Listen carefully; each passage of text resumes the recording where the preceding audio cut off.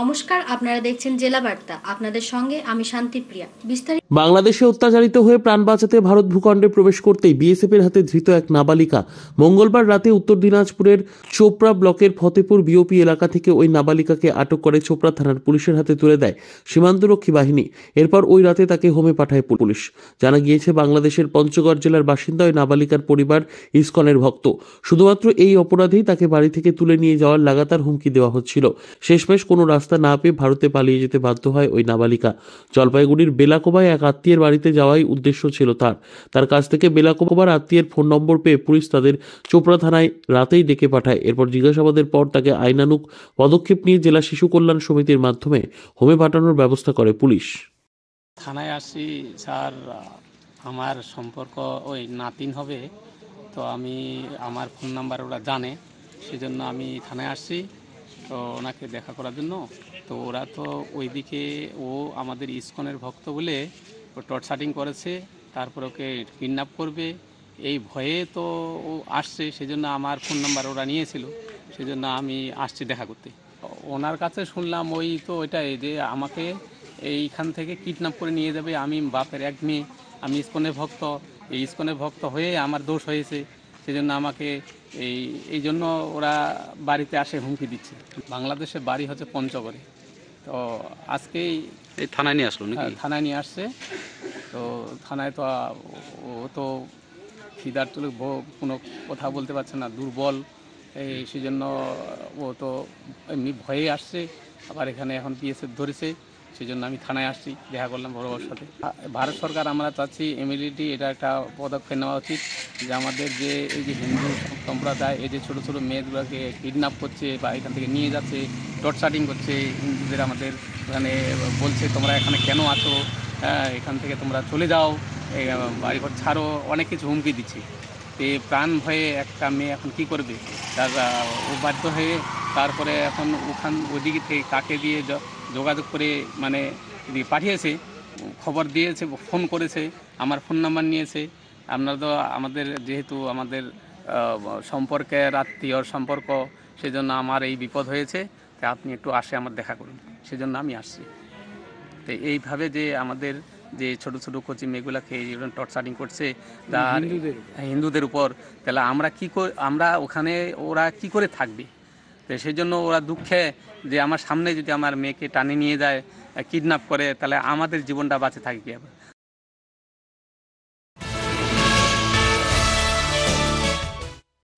সারা ভারতের মধ্যে তীরন্দাজ হয়ে দেশের মুখ উজ্জ্বল করতে চায় পূর্ব বর্ধমানের রায়নার প্রত্যন্ত গ্রাম নতু মোহনপুর এলাকার এক যুবক। দিনানা দিন খাওয়া পরিবারের যুবক সুজিত কোরা একরাশ উজ্জ্বল ভবিষ্যতের জন্য স্বপ্ন দেখছে। ভারতের হয়ে জাতীয় স্তরে আর কয়েকদিন পরই ছত্তিশগড়ে প্রতিযোগিতায় নামতে চলেছে বাংলার এই যুবক।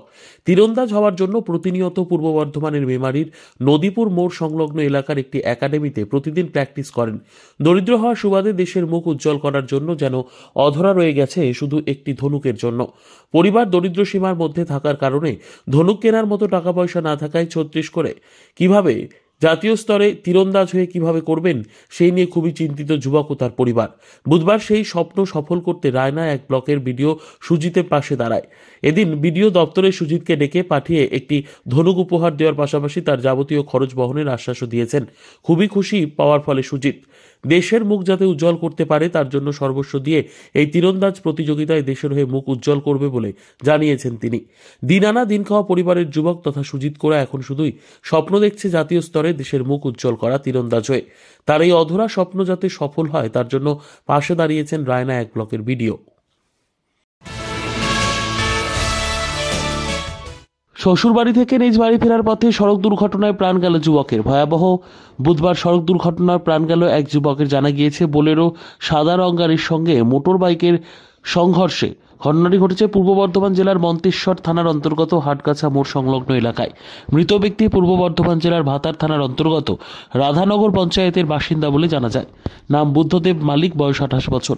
বিবাহ সূত্রে মন্তেশ্বরে পাতুন গ্রামে নবান্ন উপলক্ষে ছেলে বউ নিয়ে শ্বশুরবাড়িতে এসেছিলেন। সেখান থেকে ফেরার পথে ঘটে এই সড়ক দুর্ঘটনা। স্থানীয় জনগণ দেখতে পেয়ে মন্তেশ্বর স্বাস্থ্যকেন্দ্রে নিয়ে আসেন এবং হাসপাতালে কর্তব্যরত চিকিৎসকরা ওই ব্যক্তিকে মৃত বলে ঘোষণা করেন। ইতিমধ্যে মৃতদেহ মন্তেশ্বর থানায় নিয়ে আসা হয়েছে, যারা গিয়েছে ময়নাতদন্তের জন্য বর্ধমানে নেওয়া হবে। ঘটনাকে কেন্দ্র করে শোকের ছায়া গোটা এলাকায়।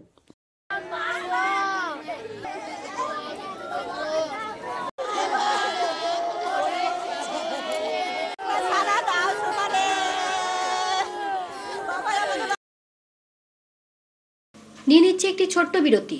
ফিরে আসছি বিরতির পর। সঙ্গে থাকুন ভয়ের সঙ্গে নির্ভয়ে। সিউড়িতে অত্যাধুনিক চিকিৎসা পরিষেবা নিয়ে এলো সৃজন পলিক্লিনিক। ওষুধের দোকান সহ অত্যাধুনিক মানের প্যাথোল্যাব, কম্পিউটার তথা অত্যাধুনিক মেশিনে রক্ত, মল, মূত্র ও থাইরয়েড পরীক্ষার সঙ্গে এখানে রয়েছে বিশিষ্ট চিকিৎসকদের বসার চেম্বার। রোগীদের স্বাচ্ছন্দ্যের কথা ভেবে সম্পূর্ণরূপে এসি নিয়ন্ত্রিত সৃজন পলিক্লিনিকে রয়েছে বসার সুবন্দোবস্ত, বিশুদ্ধ পানীয় জল ও টয়লেটের ব্যবস্থা। এখানে বসছেন সিউড়ি সদর হাসপাতালের বিশেষজ্ঞ চিকিৎসক সহ অন্যান্য শহর ও হাসপাতালের বিশিষ্ট চিকিৎসকরা। সৃজন পলিক্লিনিক ও প্যাথোল্যাব, সিউড়ি, বীরভূম। সিউড়ি সদর হাসপাতালের পাশে ফাঁড়ি ঘরের উল্টো দিকে। Mobile number 8373071019, 9474437713, 9434326822। ফিরে এলাম বিরতির পর। গীতা জয়ন্তী উপলক্ষে বাইখরা ইস্কন পরিচালিত জগন্নাথজির মন্দিরে গীতা যজ্ঞের আয়োজন করা হয়। বাইখরা ইস্কন পরিচালিত জগন্নাথজির মন্দিরে প্রভুজি করুণেশ্বর মাধব দাস প্রতিনিয়ত নানান ধর্মীয় কর্মসূচি করে যাচ্ছে। বাইখরা জগন্নাথজির মন্দিরকে বিশ্বের মধ্যে বিশেষ পরিচিতি লাভ করানোর লক্ষ্যে কাজ করে যাচ্ছেন প্রভু করুণেশ্বর মাধব দাস। বুধবার সমস্ত ধর্মীয় রীতিনীতি মেনে প্রভু করুণেশ্বর মাধব দাসের উদ্যোগে মন্দিরে এক গীতা যজ্ঞের আয়োজন করা হয়। প্রভুর উদ্যোগে আয়োজিত আজকের এই যজ্ঞানুষ্ঠানের রাজ্যের বিভিন্ন প্রান্ত থেকে ব্যাপক হারে ভক্তদের সমাগম ঘটে। আজকের এই গীতা যজ্ঞের কর্মসূচি ও কেন এই গীতা যজ্ঞ পালন করা হয় তা নিয়ে বিস্তারিত তথ্য সংবাদ মাধ্যমের সামনে তুলে ধরলেন প্রভু করুণেশ্বর মাধব দাস।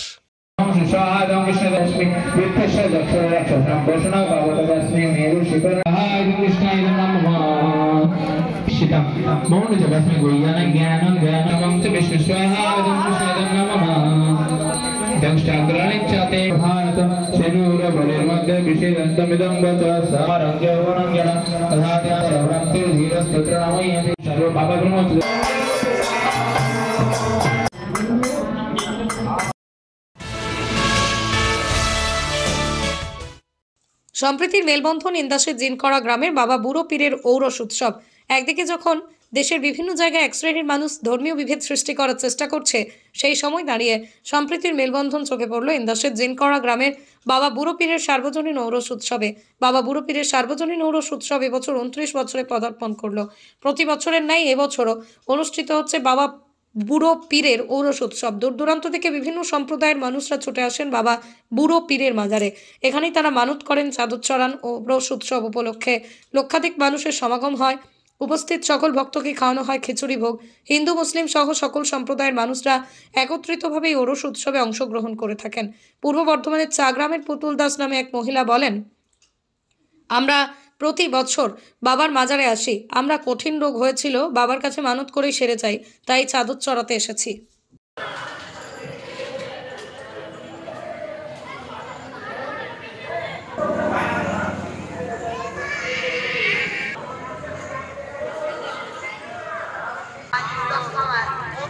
বন্যার ব্যাপারটা আমার তো বহুদূর চলে গেছে, এবার মালদা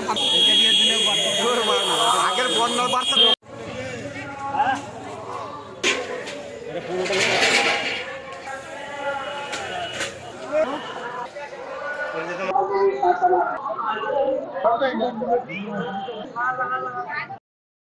আজকে জেলা বার্তা এই পর্যন্তই। নমস্কার।